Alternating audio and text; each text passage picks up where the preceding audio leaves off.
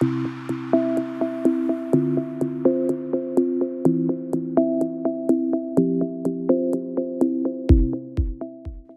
Stéphane. Bonjour Xavier. Donc vous êtes chef de pôle résidentiel en Île-de-France chez GRDF.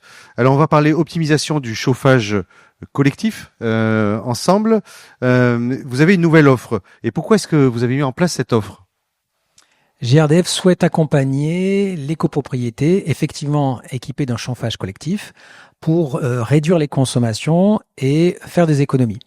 Donc c'est notre volonté d'accompagner, dans le cadre de notre mission de décarbonation, l'ensemble de nos clients.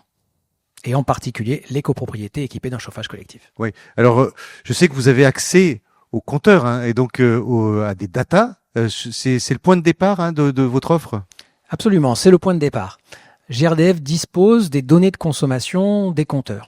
Donc si une copropriété s'adresse à nous avec son numéro de compteur et les caractéristiques de la copropriété, c'est-à-dire la surface du bâtiment, le nombre de logements, on va être en capacité de comparer sa consommation par rapport à des résidences similaires.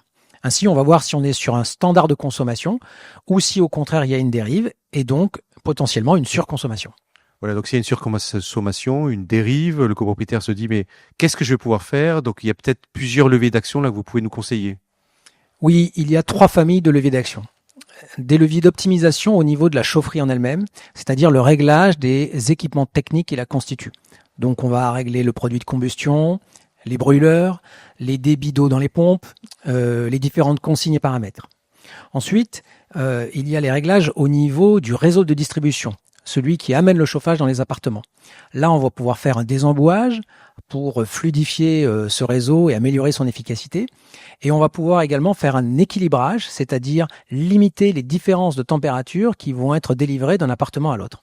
Et enfin, le troisième point, c'est chaque appartement en soi, c'est-à-dire de regarder les températures et les consignes, les réglages des radiateurs. Alors donc vous avez les datas, la personne constate qu'il y a des dérives dans sa copropriété, donc ensuite elle revient vous voir et là vous pouvez travailler avec elle. Oui, on peut faire une préétude, c'est nos ingénieurs en efficacité énergétique qui vont s'en charger. Ils vont remettre leurs préconisations et leurs conclusions à l'exploitant en charge de l'entretien de maintenance de la chaufferie. Et si la copropriété souhaite aller plus loin, on peut missionner un bureau d'études techniques spécialisé pour mener une étude plus détaillée dans laquelle nous pourrons apporter une contribution financière. Voilà, donc il y a un soutien financier de la part de GRDF sur cette préétude. En termes de conclusion, pour le copropriétaire, c'est quoi le bénéfice ? Le bénéfice, c'est que le chauffage, ça représente un poste de dépense important, significatif dans le budget d'une copropriété. Donc l'amélioration, l'optimisation du fonctionnement de la chaufferie, c'est des gains immédiats financiers, c'est une réduction des consommations, et ce, sans engager de travaux. Merci Stéphane. Merci Xavier.